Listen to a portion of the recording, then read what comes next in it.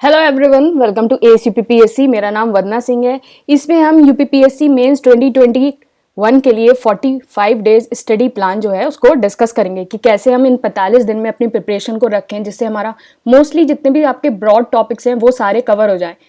तो अभी क्या हो रहा होगा कि दो तीन तरह के स्टूडेंट होंगे। पहला वो जो ऑलमोस्ट अपना सिलेबस कंप्लीट कर चुके होंगे लेकिन उनको समझ में नहीं आ रहा होगा कि इसको कंसोलिडेट कैसे करें, कि सिलेबस तो कंप्लीट हो गया है लेकिन समझ में नहीं आ रहा है इसे कंसोलिडेट करें, कैसे करें।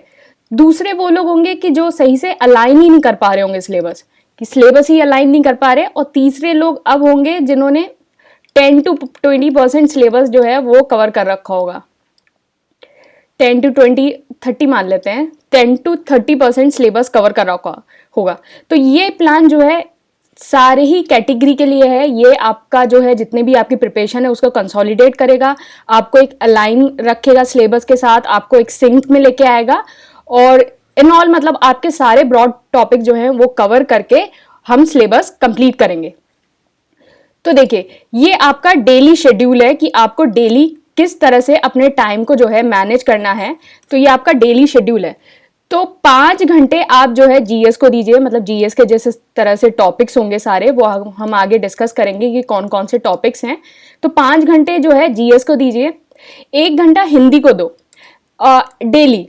हिंदी को डेली देने का रीज़न ये है, पहली बात कि जैसे अगर आप हिंदी जो है वो लास्ट मोमेंट के लिए रखोगे तो देखो आपको जीएस 1 भी कंप्लीट करना है, 2B 3B 4B, कुछ ऐसे भी लिखने हैं, एथिक्स भी कंप्लीट करना है, ऑप्शनल भी करना है, इतनी सारी चीज़ें आपको करनी है।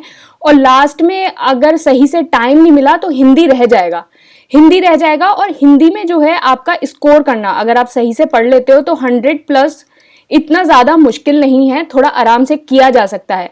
तो ये एक बहुत स्कोरिंग जो है वो सब्जेक्ट है, स्कोरिंग सब्जेक्ट है। तो रोज 1 घंटा दोगे तो आगे के लिए नहीं सोचना पड़ेगा कि लास्ट के 5-10 दिन पहले हिंदी उठाऊंगा और फिर उसके बाद करूंगा। तो ऐसा मत सोचो, रोज 1 घंटा कुछ ज्यादा नहीं होता है, रोज 1 घंटा दे दो। एक छोटे छोटे टॉपिक देख लो, एक पत्र लिख के देख लो, उनको बार बार रिवाइज कर लो कि आज विलोम कर लिया, मुहावरे कर लिया, लोकोक्तियां कर लिया, अनेक शब्दों के एक शब्द कर लिया, थोड़े अनसीन पैसेज, अपठित गद्यांश देख लिए। तो इस तरह से जो है चीज़ों को देखो और रोज 1 घंटा दे दो। एंड जीएस तो आप कर ही रहे हैं। फिर उसके बाद बात आई करंट मैगजीन की।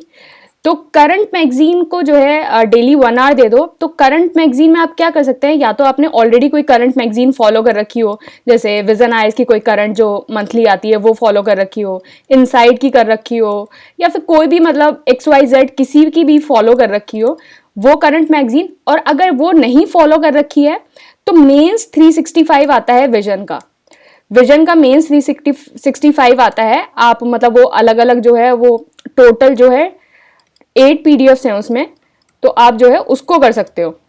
उसको रोज 1 घंटा दे दो और उसको खत्म करके एक बार रिवाइज, 1 या 2 बार रिवाइज करने की कोशिश करो। अगर आप करंट मैगजीन पढ़ रहे हो तो मैं बोलूंगी कि आप जो प्रेफर करो वो जनवरी 2021 से दिसंबर 2021 की, मतलब इसकी तो आप जरूरी मतलब पढ़ लो, जनवरी 21 से दिसंबर 2021। तो इसमें क्या होगा कि आपके इकोनॉमिक्स वाले जो इकोनॉमिक सर्वे और बजट वाले जो क्वेश्चन है वो भी काफी हद तक कैटर हो जाएंगे। अगर मतलब अलग से नहीं पढ़ना पड़ेगा अगर ये ऐसे मैगजीन पढ़ लोगे जनवरी से दिसंबर की, क्योंकि जो जैसे बजट का है तो आपका बजट और इकोनॉमिक सर्वे जैसे वो जनवरी लास्ट से स्टार्ट होता है, तो उसके आर्टिकल्स फेब, मार्च, अप्रैल तो इस तक आते रहते हैं। तो मतलब अलग अलग जो है उसके एस्पेक्ट निकलते रहते हैं और आर्टिकल छपते रहते हैं। तो एक जो है ब्रॉड टॉपिक डिस्कस कवर हो जाएगा इकोनॉमी के टर्म्स में और काफ़ी सारी चीज़ें, क्योंकि GS3 इज प्योरली जो है वो न्यूज़ बेस्ड है, तो काफ़ी सारी चीज़ें कवर हो जाएंगी। तो अगर मैगजीन पढ़ रहे हो तो जो भी मैगजीन पढ़ रहे हो तो जैन से दिसंबर की पढ़ो, और अगर मेंस 365 पढ़ रहे हो तो ये जो है टोटल 8 PDFs हैं उनको पढ़ सकते हो, रोज 1 घंटा दे सकते हो। अब बात आई ऑप्शनल की। तो ऑप्शनल को जो है आप 3 घंटे दो रोज, डेली जो है 3 घंटे दो अपना ऑप्शनल जो है, जो नोट्स बना रखे हैं जैसे भी पढ़ रखा है उसको पढ़ो, रिवाइज करो, लिख लिख के याद होता है लिख लिख के याद करो, बुलेट्स पॉइंट्स बनाओ, जैसे भी करना है उसको रोज 3 घंटे दो। फिर बात आई आंसर राइटिंग की। तो तो ये अब जो है, अब आंसर राइटिंग शुरू कर दो। जिसने नहीं की है, जो कर रहा है, इट्स वेरी गुड। जो कर रहा है बहुत अच्छी बात है। जिसने नहीं करी है, अब आंसर राइटिंग शुरू कर दो। तो रोज जो है 2 घंटे आंसर राइटिंग को दो। तो आराम से बैठो, 2 घंटे आंसर राइटिंग को दो। इसमें जीएस को जो है डेली आप कोशिश करो, जो आप टॉपिक पढ़ रहे हो, अभी हम आगे डिस्कस करेंगे टॉपिक वाइज कौन कौन सा पढ़ना है। तो जो आप टॉपिक पढ़ रहे हो उससे आप डेली 2 से 3 क्वेश्चन जो है वो लिखो। 2 से 3 क्वेश्चन लिखो। या तो आपने कोई टेस्ट सीरीज ज्वाइन कर रखी है तो उस टेस्ट सीरीज को ज्वाइन करके एवेल्युएट करवा लो, या फिर टेलीग्राम चैनल पे मैं रोज जो है डेली क्वेश्चन डालती हूँ, आप उस ग्रुप को ज्वाइन कर सकते हैं, आप वहां से भी कर सकते हैं। तो आप देख लीजिए आपको जैसे भी करना है। तो आप जो है डेली 2 से 3 क्वेश्चन जो है वो लिखना शुरू करिए, और 1-2 फुल लेंथ भी करने की कोशिश करना। मतलब अभी 30 दिन बाद करने की कोशिश करना है, 1-2 फुल लेंथ भी। और अभी जो है 2 से 3 क्वेश्चन थोड़ा फ्लो लेके आओ, 2 से 3 क्वेश्चन रोज जो है लिखने की कोशिश करो। फिर बात आई ऑप्शनल आंसर राइटिंग। देखो ऑप्शनल आंसर राइटिंग में क्या है, पहले आप जो है अपना कंटेंट जो है वो प्रिपेयर करेंगे। देखो जैसे आज आपने ऑप्शनल पढ़ा 3 घंटे, 3 घंटे में जो भी टॉपिक्स हुए वो आपने देख लिए। फिर उसके बाद आपके पास जो प्रीवियस ईयर जो क्वेश्चंस होंगे उसमें देखा उस टॉपिक में कौन कौन से प्रीवियस ईयर क्वेश्चंस आ रहे हैं। जो जो उस टॉपिक में प्रीवियस ईयर क्वेश्चंस आ रहे हैं, अगर वो डायरेक्ट अगर आपको जैसे उनको लिखो, प्रीवियस ईयर क्वेश्चन को जो आ रहे हैं उनको लिखो, और इस तरह से फिर उनको रिवाइज करो कि कौन कौन से हैं, क्या किस तरह से आ रहे हैं, मतलब जो टॉपिक आपने पढ़ा है उससे ही आ रहे हैं या फिर कुछ अलग है। तो प्रीवियस ईयर क्वेश्चन जो है उस टॉपिक वाइज उसके सॉल्व करो। मतलब आज 3 घंटे में जो भी टॉपिक पढ़ा है, जिस भी सब्जेक्ट का जो भी, मतलब जो भी आपका ऑप्शनल है वो पढ़ा है, उसके प्रीवियस ईयर क्वेश्चन जो है सॉल्व करो। ऑप्शनल का इससे बेस्ट तरीका नहीं है कि आप जो है प्रीवियस ईयर क्वेश्चन को सॉल्व करो। मतलब सिलेबस में जितना टॉपिक्स हैं उनको कवर करो, सिलेबस के टॉपिक्स कवर करो, और प्लस उसके साथ प्रीवियस ईयर क्वेश्चन करो।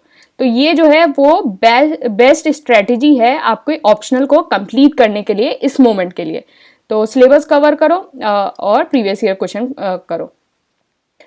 तो देखो पता है सिलेबस में कभी कभी क्या होता है, जैसे कोई टॉपिक है, हम जैसे सिलेबस कवर करते हैं तो जैसे प्रीवियस ईयर क्वेश्चन में कुछ ऐसा क्वेश्चन आ जाता है जो हम सिलेबस में नहीं होता, तो उससे जो है आपकी प्रिपरेशन को जो है और इन्हेंस कर देता है। क्योंकि आपने जैसे आपने समझिए कि चैप्टर 1 है, उसके 10 टॉपिक्स पढ़ रखे हैं, और मतलब मोस्टली इन जो 10 टॉपिक्स आपने पढ़ रखे हैं उसी से ही सारे आपके प्रीवियस ईयर क्वेश्चन आ रहे हैं।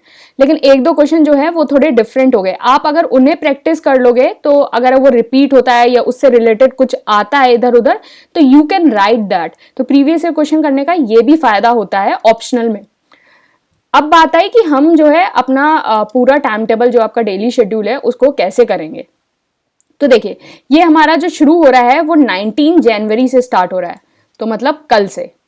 तो कल से स्टार्ट हो रहा है 19 जनवरी से।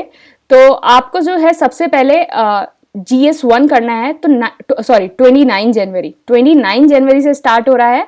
सबसे पहले आपको GS करना है, GS1 29 जनवरी से लेके 5 फरवरी तक।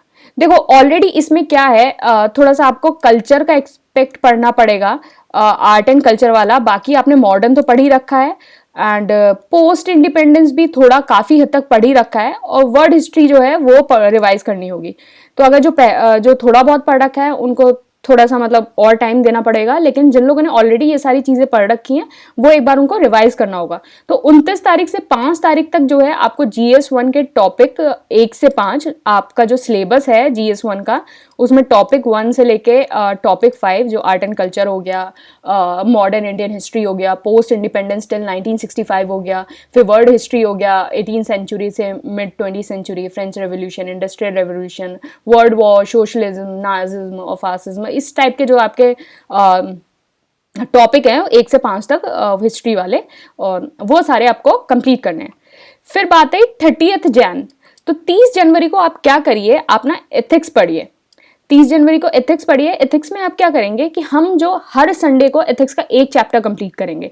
तो एथिक्स का एक चैप्टर कंप्लीट किया, साथ में उसके साथ जो है केस स्टडी। केस स्टडी आपका कौन सा चैप्टर है, चैप्टर 8। तो साथ में हम पहला चैप्टर और उससे रिलेटेड 8th चैप्टर साथ में कॉन्टिन्यूसली कंप्लीट करते जा रहे हैं। तो एथिक्स बीच बीच में करते रहेंगे। एक तो ये होगा कि एक बोर्डम सा क्रिएट नहीं होगा कि यार GS1 पढ़ते पढ़ते, तो बीच में आप करते जाएंगे तो एक आपको ब्रेक भी मिलेगा और आपका जो है साथ साथ में एथिक्स भी कंप्लीट होता रहेगा, क्योंकि एथिक्स भी बहुत मतलब स्कोरिंग भी है और वो ले भी डूबता है, तो दोनों ही चीज़ें हैं। तो एथिक्स जो है चैप्टर 1 साथ में केस स्टडी और एक एस्से लिखने की कोशिश करिए। तो मतलब आपको संडे को क्या करना है, एथिक्स पढ़ना है, उससे रिलेटेड क्वेश्चंस करने हैं, साथ में केस स्टडी सॉल्व करनी है और फिर उसके बाद एक एस्से लिखना है और जो भी आप प्रीवियस जो वीक है उसका एक रिवीजन ले लो। तो ऐसे चैप्टर 1 आपने 30 जनवरी को कंप्लीट कर लिया। फिर 6 फेब को क्या है, आप मतलब 6 फेब को एक और संडे है, तो आप उसमें एथिक्स पढ़िए, चैप्टर 2 करिए, केस स्टडी करिए, एक एस्से लिखिए और फिर उसके बाद रिवीजन ऑफ प्रीवियस वीक। फिर उसके बाद 7 फेब से लेके 12 फेब तक GS1 पढ़ना है आपको। एंड देखो, अगर आपको कोई भी टॉपिक अगर समझ में नहीं आ रहा कि मैं कहाँ से पढ़ूँ, कैसे पढ़ूँ, तो मैंने एक जो है मेंस स्ट्रेटजी वाली वीडियो बना रखी है, आप उसको देख सकते हैं। अदरवाइज आप मुझे व्हाट्सएप या टेलीग्राम पे जो है वो मैसेज कर देना कि मैम ये टॉपिक समझ में नहीं आ रहा है, ये कहाँ से पढ़ें, तो मैं आपको वो बता दूंगी। तो या तो मेंस स्ट्रैटेजी वाला वीडियो देख लीजिए या फिर आप जो है वो टेलीग्राम व्हाट्सएप पे मुझे मैसेज कर दीजिए रिलेटेड टू एनी टॉपिक। तो 7 फरवरी से 12 फरवरी GS1 का जो है टॉपिक 11 से 15 जो आपका सारा ज्योग्राफी से रिलेटेड है वो आपको पढ़ना है। तो आपको वो पढ़ना है, तो इसके लिए आप जो है 11th या 12th क्लास की NCERT और महेश कुमार बनवाल और थोड़ा मैपिंग वैपिंग पे ध्यान देना कि मैपिंग और डायग्राम इन सब चीज़ों पे ज़्यादा ध्यान देना अभी। तो मतलब कंटेंट के साथ इन सारी चीज़ों पे कि अगर कुछ आ रहा है, कोई क्वेश्चन आ रहा है तो आप उसके जो है मैपिंग पे और डायग्राम पे ध्यान दें। फिर उसके बाद 13th फेब को क्या है, आपको दोबारा एथिक्स पढ़ना है। तो हमने 2 चैप्टर ऑलरेडी कंप्लीट कर चुके हैं, तो अब चैप्टर 3 केस स्टडी, एस्से और रिवीजन ऑफ प्रीवियस वीक। फिर उसके बाद 14 से 19 फेब में फिर GS1 है। इसमें GS1 के टॉपिक 6 to 9, तो आपका जितना भी सोशल इश्यूज से रिलेटेड टॉपिक हैं आपको वो कंप्लीट करने हैं। एंड फिर UPG के जो है टॉपिक 15 और 16 है, आपको वो कंप्लीट करना होगा। तो 14 से 19 तक आपको GS1 और UPG के आपको कंप्लीट करना होगा। फिर उसके बाद आपका 20th फेब की बात आती है। 20 फेब को आपका फिर संडे है, तो it's ethics day. Ethics day में आपको क्या करना है, एथिक्स का चैप्टर 4 करना है, केस स्टडी करनी है, एस्से करना है, revision of the previous week करना है। फिर बात आती है GS2 की। तो अभी हमने GS1 जो है वो कंप्लीट कर लिया, साथ में उसका रिवीजन भी कर लिया, साथ में हमने एथिक्स के 4 चैप्टर भी कर लिए। तो ये सारी चीज़ें आपने कर ली। तो अगर हम इसको रिलीजियसली फॉलो करेंगे तो आपको खुद लगेगा कि आप में जो है बहुत कॉन्फिडेंस आ रहा है। क्योंकि पता है क्या होता है, कॉन्फिडेंस आने का जो सबसे बड़ा रीज़न ये होता है कि आपका जो है मैक्सिमम सिलेबस कवर हो। अब देखो, सारा तो किसी का नहीं कवर हो सकता। I am talking about the maximum syllabus, कि मैक्सिमम सिलेबस मतलब जितने भी ब्रॉड टॉपिक्स हैं उनको आपने टच कर रखा हो, तो वहीं आपका जो है कॉन्फिडेंस अपने आप बूस्ट हो जाता है कि यार पढ़ तो रखा है, कुछ ना कुछ तो लिख ही आऊँगा। कम से कम 5 नंबर भी नहीं आते हैं, 8 में से 4.5 तो लेके ही आ जाऊँगा, 3.5। मतलब कोई ऐसा टॉपिक जो इर्रेलेवेंट सा हो, मतलब कोई ऐसा टॉपिक जो रिलेवेंट सा हो, आपने मतलब पढ़ाई ना हो, लेकिन इतना सब पढ़ने के बाद उसमें भी जो है अच्छा कुछ लिख के आ जाओगे। तो ये कॉन्फिडेंस अपने आप बूस्ट हो जाता है अगर आप जो है सारे टॉपिक को अच्छे से टच कर लेते हो, तो कॉन्फिडेंस अपने आप बूस्ट हो जाएगा। तो देन उसके बाद 21 से 26 फरवरी को GS2 पढ़ेंगे। फिर उसमें टॉपिक 11 से 17 governance in civil services. And 27 Feb again it's Sunday, and then we have to read ethics chapter 5 case study और एक एस्से लिखना और revision of the previous week.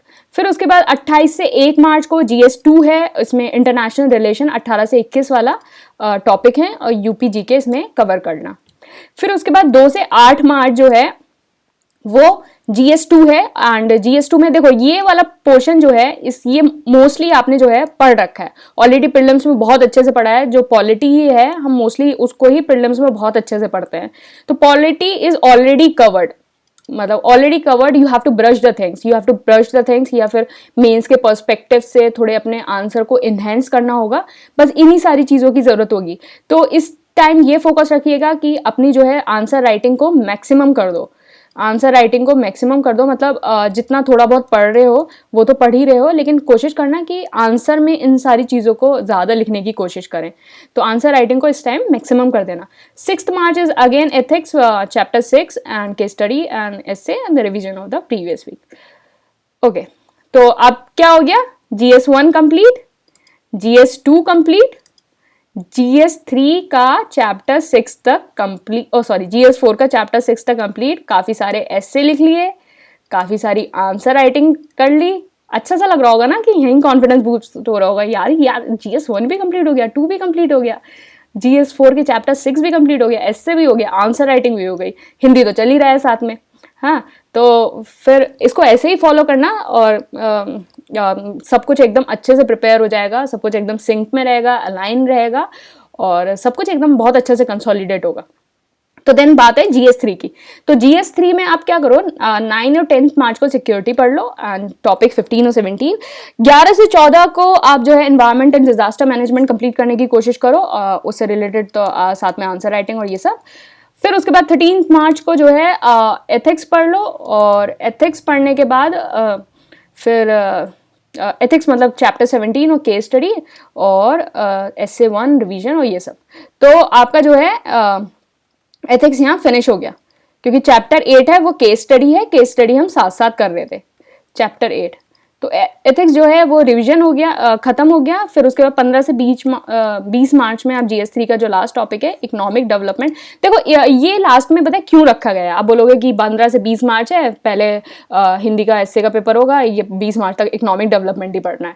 देखो इकोनॉमिक डेवलपमेंट लास्ट में इसलिए रखा गया है क्योंकि साथ साथ आप करंट अफेयर की मैगजीन करते चल रहे हो, करंट अफेयर्स की मैगजीन करते चल रहे हो या फिर मेंस 365 जो भी कर रहे हो वो करते चल रहे हो। इसमें जो है आपका इकोनॉमिक जो है अराउंड 70% से ज्यादा ही कवर हो जाएगा। तो बस उससे अलावा जो सारे टॉपिक्स हैं वो आपको टच करने होंगे। तो ये ऑलरेडी आप जो है वो भी कंप्लीट साथ साथ करते चल रहे हो, तो इसमें इतना पैनिक होने की बात नहीं है कि 15 से 20 में कि मतलब इतना बड़ा टॉपिक है इकोनॉमिक डेवलपमेंट और बिल्कुल लास्ट में हो रहा है। तो करंट अफेयर और मेंस 365 करते चल रहे हो तो पैनिक होने की जरूरत नहीं है। तो ये सब कुछ कंप्लीट हो गया। तो GS1 भी कंप्लीट हो गया, GS2 भी हो गया, 3 भी हो गया, 4 भी हो गया, एस्से भी लिख लिए, हिंदी भी कर ली, आंसर राइटिंग भी कर ली। कॉन्फिडेंस आ रहा है थोड़ा सा। अब देखो करोगे ना, इसको रिलीजियसली फॉलो करोगे और रोज लिखना, मतलब हाँ ये इस दिन ये टॉपिक कंप्लीट करना है, तो ऑब्वियसली डेफिनेटली कॉन्फिडेंस आएगा और एग्जाम में जरूर अच्छा करके आओगे। देखो कॉन्फिडेंस का बहुत बड़ा गेम है, बहुत बड़ा गेम है। मतलब कॉन्फिडेंस में ये होता है ना कि अगर आप कुछ कहीं इधर उधर भी आपको नई चीजें आ रही होती है, अगर कॉन्फिडेंस हाई होता है तो काम एकदम बढ़िया हो जाता है। तो इस तरह से आपको 20 मार्च तक ये कंप्लीट करना है और 23 को तो पेपर ही है। 21 और 22 इसलिए छोड़ दिया कि आने जाने में टाइम लगेगा जो इधर उधर सिटी से आते हैं, और जो बाकी कुछ लोग हैं जो प्रयागराज में ही रहते हैं और लखनऊ में रहते हैं और फिर गाजियाबाद में रहते हैं और या फिर नोएडा वायडा में, तो उनके लिए तो आसान है। तो आप लोग 21 को भी कुछ देख लेना, मतलब जो भी आपका लगे, और 22 को तो फिर थोड़ा रेस्ट करना, फिर 23 को पेपर देख के आना। चलो ठीक है, ये हो गया आपका कंप्लीट। ओके, फिर उसके बाद मतलब टेलीग्राम चैनल पे फ्री डेली क्विज होता है प्रीलिम्स के लिए, तो आप इसको ज्वाइन कर सकते हैं। और आंसर राइटिंग प्रैक्टिस होती है तो आप इसमें भी पार्टिसिपेट करते हैं। बाकी तो आप मुझे यूट्यूब पे देख ही रहे हैं। और ये प्रीलिम्स 2022 का कोर्स है, आप इसको भी ज्वाइन कर सकते हैं। और नीचे PDF होगी, वहाँ से आप जो है पूरा इसमें आपको डिस्क्रिप्शन मिल जाएगा। Okay, thank you and all the best.